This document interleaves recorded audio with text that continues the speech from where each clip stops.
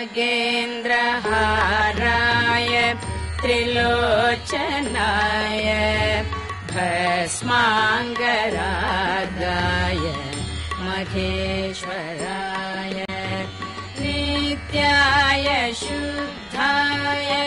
दिगम्बराय तस्मै नकाराय नमः शिवाय मन्दाकिनी सलिल चन्दन चर्चिताय नन्दीश्वर प्रमथनाथ महेश्वराय मन्दारमुख्य बहु पुष्पसुपूजिताय तस्मै मकरमहिताय नमः शिवाय शिवाय गौरी वदनाब्जवृन्द सूर्याय दक्षध्वरनाशकाय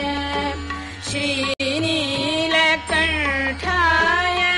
वृषध्वजाय तस्मै शिखराय नमः शिवाय वसिष्ठकुम्भोद्भवगौतमाय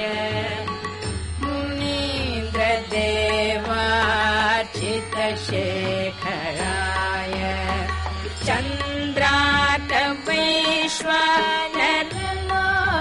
चन्द्रार्कवैश्वानरलोचनाय तस्मै वकाराय नमः शिवाय यक्षस्वरूप